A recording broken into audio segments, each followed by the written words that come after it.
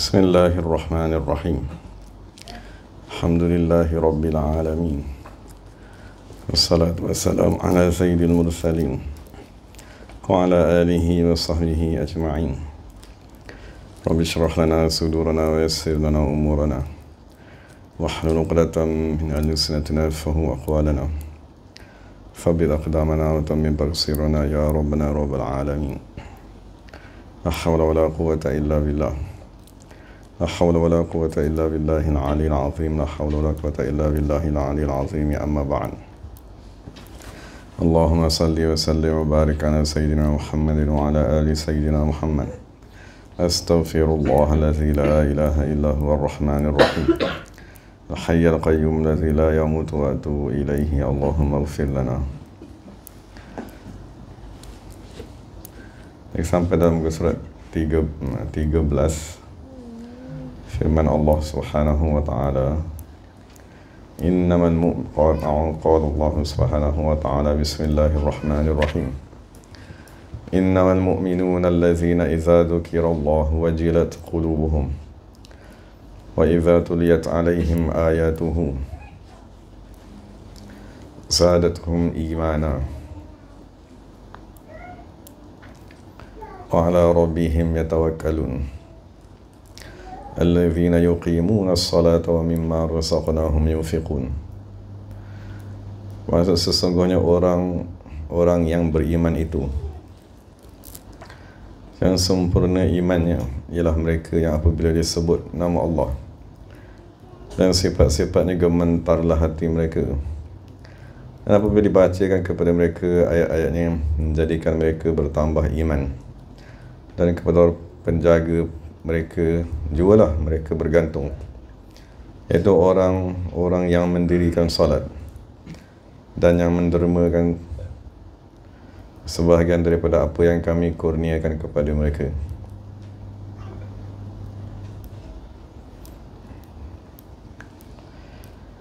Ini antara ayat yang menceritakan tentang sifat orang yang beriman. Ayat yang sebelum ni, qad aflahal mu'minuna allazina hum fi salatihim khashi'un. Ayat yang sebelum ni dia tak menceritakan tentang zikir. Apabila Allah nak menceritakan tentang orang beriman, Allah terus kata orang yang beriman ni ialah orang yang sembahyangnya khusyuk. Jadi dalam ayat yang ke-13 ni, Allah nak memberitahu satu lagi sifat orang yang beriman. Dia ialah orang yang mengamalkan zikir pada zahir dan batinnya. Yang pertama tu, zukirallah, itu ialah isyarat kepada zikir di dalam hati. Mana dalam hati orang yang beriman, dia ada ingatan kepada Allah, Allah, Allah, Allah, Allah. Dan pada lidahnya ialah tuliyat alaihim ayatuhu. Maksudnya mereka tadi sama ada diperdengarkan dengan bacaan Al-Quran ataupun mereka sendiri membaca Al-Quran. Jadi di situ ada gabungan antara zikir lidah yang teragung ialah membaca Al-Quran, dan antara zikir hati iaitu mengingati Allah, Allah, Allah, Allah. Jadi itu kesempurnaan zikir ialah apabila kita menggabungkan hati yang mengingati Allah dan lidah yang membaca ayat-ayat Allah Subhanahu wa ta'ala. Itu ialah kemuncak sifat orang yang beriman yang mengamalkan rukun Islam yang pertama, iaitu mengingati Allah Subhanahu wa ta'ala. Dan kesan apabila seseorang dari berzikir pada hatinya ialah wajilat qulubuhum. Maknanya hatinya akan dikurniakan dengan dua kurniaan. Maknanya di peringkat awam, manusia di peringkat awam, dia takut kepada siksaan dan dia mengharapkan ganjaran. Itulah peringkat awal sebelum kita masuk tarekat, sebelum kita mula mencintai Allah Subhanahu wa ta'ala. Maka kebanyakan pendorong kepada manusia ni ialah ganjaran. Kita cerita pada dia syurga, cerita kepadanya fadilat dan seumpamanya. Tapi apabila kita dah makin dekat kita tak ingin lagi dah beribadat kerana ganjaran, tetapi kita ingin beribadat kerana melihat kecantikan Allah Subhanahu wa ta'ala dan kita ada rasa gerun kerana keagungan Allah Subhanahu wa taala. Jadi kat situ dia kata sifat orang yang benar-benar beriman ialah apabila mereka mengingati saja Allah, hatinya akan ada dua sifat. Satu dipanggil wajilat qulubuhum, takut kepada kebesaran, bukan takut siksaan tadi. Dia bukan makna dia tak takut siksaan, dia amat takut kepada siksaan, tapi dia tak memandang kepada siksaan tu, dia memandang kepada pemilik siksaan tersebut, iaitu Allah. Dan dia satu lagi sifat ialah memandang kepada kecantikan Allah Subhanahu wa taala. Dia mesti ada dua, khauf dan roja tu dia mesti bergandengan. Cuma Al-Quran dia akan sebut sebelah dia, sebelah lagi kita kena faham sendiri lah. Maksud apabila Allah kata apabila mereka mengingati Allah, mereka gerun kepada keagungan, maknanya dalam masa sama mereka amat mengharap kepada, maksud mereka amat tenang apabila memandang kepada kecantikan Allah Subhanahu wa taala. Jadi dia ada dua sifat dia. Dan apabila mereka tadi mula digabungkan ingatan hati tadi, apabila digabungkan dengan membaca Al-Quran ataupun diperdengarkan bacaan Al-Quran, zadathum imanan, maksudnya keimanan mereka terhadap agama bertambah. Maknanya kalau kita kata Al-Quran tu ada 6,000, kalau dia dengar 100 ayat, dia beriman kepada 100 ayat. Nanti dia dengar lagi 100 ayat, keimanannya dah bertambah kepada 200 ayat. Dengan 1000 ayat, keimanannya dah bertambah kepada 1000 ayat. Itulah makna beriman tadi. Maksudnya kita datang sekarang supaya kita dapat mendengar beberapa ayat yang baru, dapat mendengar beberapa arahan yang baru, beberapa perkara yang baru. Jadi dipanggil zadathum imanan, mestilah iman kita bertambah. Jadi kalau sebelum kita masuk tarekat, kita hanya ada 5 saja amalan harian. Solat waktu 5, solat fardu 5 waktu. Jadi selepas kita masuk dalam tarekat, mestilah bertambah. Amalan dalam sehari tu mesti bertambah. Dia ada istighfar, dia ada berzikir, mengingati Allah Subhanahu wa taala, dia ada duduk diam, mohon ampun, merenung, muhasabah diri sendiri. Mesti dipanggil, itu dipanggil zadathum. Jadi zaman, maksudnya di zaman Rasulullah SAW, ilmu tu semuanya ialah Al-Quran. Maksudnya apabila sahabat tadi dengar 1000 ayat Al-Quran, mereka ada 1000 amalan, mereka ada 1000 ilmu. Dan sahabat yang paling banyak sekali menghafal Al-Quran, itulah sahabat yang paling tinggi ilmu ni. Sebab di zaman dahulu dia tidak bermaksud hafal seperti kita hafal di sekolah tahfiz sekarang. Hafazan Al-Quran di zaman dahulu, di zaman sahabat, ialah hafal dengan pengajian, kefahaman dan amalan. Itulah sifat orang yang beriman. Dan dalam Al-Quran juga, apabila Allah nak cerita tentang zikir tadi tu, Allah kata zukirallah. Jadi kalau kita baca terjemahan, zukira tu maknanya diingati Allah Subhanahu wa taala.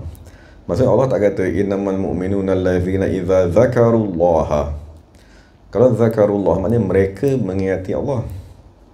Wajilat qulubuhum. Tapi dalam ni Allah Taala tidak menyebut pelaku dia. Maksudnya kita kata Zaid memotong kayu. Jadi kita tahu siapa pelaku yang memotong kayu tadi, namanya Zaid. Tapi kita boleh ubah ayat tu, kita kata kayu dipotong. Bila kita kata kayu dipotong, kita tak menyebut pelaku kepada perbuatan memotong tadi. Jadi ini salah satu sifat orang yang beriman. Apabila dia berzikir, dia tidak melihat dirinya ada. Maksudnya dia dikurniakan dengan fana pada perbuatan. Maksudnya dia dah mula tidak menyandarkan perbuatan berzikir kepada dirinya sendiri. Dia cuma kata diingati Allah, sudah, bukan aku yang berzikir. Jadi kalau kita dah ada keadaannya sedemikian, jadi kita tak adalah bermegah dengan amalan kita. Tak adalah kita kata aku buat itu, aku sembahyang banyak, aku baca Quran banyak, aku dulu buat haji, aku umrah, aku di sana, aku di sana. Jadi dia tak ada memandang kepada perbuatan dirinya, sebab dia dah dikurniakan dengan kurniaan yang paling asas yang mesti ada kepada orang beriman, ialah tauhid af'al. Maksudnya dia mengesakan Allah Subhanahu wa taala daripada sudut perbuatan.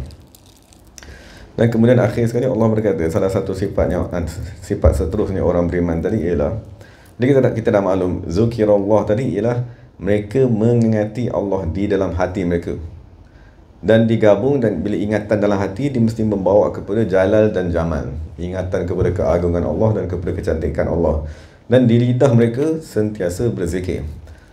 Tak kisahlah dia nak istighfar, dia nak selawat, dia nak menasihati manusia, apa lagi, dia nak menggembirakan hati manusia, memberi ilmu kepada manusia. Cuma kemuncak ibadat pada lidah tadi ialah membaca Al-Quran. Maksudnya kita dah duduk bersendirian, bacalah Al-Quran tadi. Tapi syaratnya baca Quran tu setelah hati tadi hidup berzikir. Dan kalau tidak, kita tahlil lah banyak-banyak dulu. Tadi setelah dia ada ibadat yang asas tadi tu, dia sambung kepada salah satu lagi ibadat hati mereka, ialah wa ala rabbihim yatawakkaluna. Ke atas pencipta mereka, mereka bergantung. Jadi ini salah satu sifat lagi lah orang yang beriman ni. Dia tidak bergantung macam kita bincang dah. Dia tiada bergantung kepada amalan. Dia tak kata sembahyang aku ni lah yang menyebabkan aku akan dekat kepada Allah. Dia tak ada kata dengan sebab aku menghadiri majlis, dengan sebab aku bersulu, dengan sebab aku berkhidmat, maka aku akan mendapat sesuatu kurniaan dan ganjaran. Tapi semuanya ialah ala rabbihim, bergantungan 100% kepada Allah Subhanahu wa taala. Jadi satu Rasulullah kata tiada seorang pun yang masuk ke dalam syurga dengan amalannya. Jadi sahabat tanya, kamu pun sama ke Rasulullah? Jadi Rasulullah kata, aku pun sama juga. Kita hanya dapat masuk ke dalam syurga dengan sebab rahmat Allah Subhanahu wa taala. Jadi itu secara zahirnya bergantung kepada Allah Subhanahu wa taala. Dan daripada segi sudut yang lain, bergantungan kepada Allah ni ialah kita sentiasa bergantung kepada guru yang menjadi perantaraan antara kita dengan Rasulullah sallallahu alaihi wasallam. Sebagaimana rumah kita tadi tu, pergantungannya kepada pencawang elektrik tadi tak pernah berhenti. Kalau berhenti saja bergantung rumah kita kepada pencawang elektrik tadi, serta-merta lagi lap, tak ada elektrik. Jadi begitu juga apabila kita dah duduk bermulakan amalan, pergantungan, ikatan hati kita, pergantungan kita kepada Tuan Guru Syed Sharif Sabahuddin itu dia tak boleh putus. Sebab kalau dia putus saja, maknanya kurniaan rohani tadi tak sampai. Jadi makanan batin tadi terberhenti. Jadi itu adalah sifat orang beriman, pergantungan sepenuhnya kepada Allah Subhanahu wa taala. Kemudian baru dizahirkanlah ibadat yang kita dah bincang sebelum ni, allazina yuqimunas salat. Maknanya ialah hubungan yang dapat kita lihat.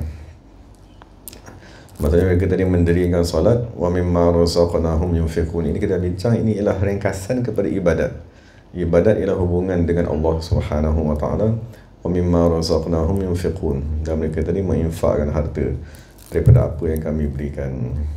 Jadi itu yang penting sekali daripada ayat ni lah, kita nak maklum bahawa sifat orang yang beriman tadi ialah mereka mempraktikkan zikir pada zahir dan batin mereka, dan mereka sentiasa bergantung kepada Allah Subhanahu wa taala, kepada Rasulullah SAW dan kepada pewaris-pewaris baginda sallallahu alaihi wasallam. Jadi moga-moga bila kita dah tengok ayat ni, dan moga-moga apabila kita mengamalkan perkara tersebut, jadi kita tahulah, oh sebenarnya yang kita buat ni ada dalam Quran. Kan, maksudnya amalan yang kita tengah usahakan, apa yang kita belajar, apa yang kita praktikkan, semuanya ada sahaja dalam Quran. Cuma kita nak kena tengoklah ayat ni ayat yang mana, macam mana nak difahami, apa yang Quran tadi janjikan, apa sepatutnya sifat yang kita dapat. Jadi jangan sekali-kali kita tadi menganggap amalan berzikir, istighfar ataupun majlis-majlis zikir itu perkara yang tiada di dalam Al-Quran, ataupun kita anggap itu ialah rekaan ulama tasawuf semata-mata. Dan itu adalah salah faham terhadap agama Islam. Bahkan kesemua amalan yang dibuat tadi ada di dalam Al-Quran, cuma kita kena faham sebagaimana telah disyarahkan oleh ulama Islam. Apabila cerita tentang zakat, tentang sembahyang, kita bacalah kitab-kitab fiqh. Dan apabila perkara yang berkaitan dengan zikir pada lidah, pada hati, dan tentang keimanan, tawakal dan seumpamanya, maka kita rujuklah kepada ulama-ulama tasawuf radhiyallahu anhum ajma'in. Jadi segala yang baik daripada Allah Ta'ala, segala yang salah silap daripada diri saya sendiri. Wa aqulu qawli hadza wa astaghfirullahalazim li wa lakum wa lisa'il muslimin wal muslimat. Bismillahirrahmanirrahim. Alhamdulillahi rabbil alamin. Wassalatu wassalamu ala sayyidil mursalin wa ala alihi wa sahbihi ajma'in. Allahumma ihfaz shaykhana wa murshidina wa qurrata a'yunina wa sanana sayyid Sharif Sabahuddin Hasan al-Husaini. Allahumma rizqhu wa iyyana sihhatan wa afiyatan wa salamatan wa afatan da'ima. نزلناه سعادة معه رضا ومحبته وخدمته برحمتك يا أرحم الراحمين. اللهم صل وسلم على سيدنا محمد وعلى آله وصحبه أجمعين. اللهم احفظ شيخنا ومرشدنا وقرة أعيننا وسنن سيد الشريف صلاح الدين حسن الحسيني. اللهم ارزقه وإيانا صحة وعافية وسلامة ومعافاة الدائمة. نزلناه سعادة معه رضا ومحبته وخدمته برحمتك اللهم اشف حمزة ابن إبراهيم، اللهم ارزقه إيانا جميعا صحة وعافية وسلامة وعافية دائمة. ربنا آتنا في الدنيا حسنة وفي الآخرة حسنة وقنا عذاب النار. صلى الله على سيدنا محمد والحمد لله رب العالمين. قبل الله منا منكم.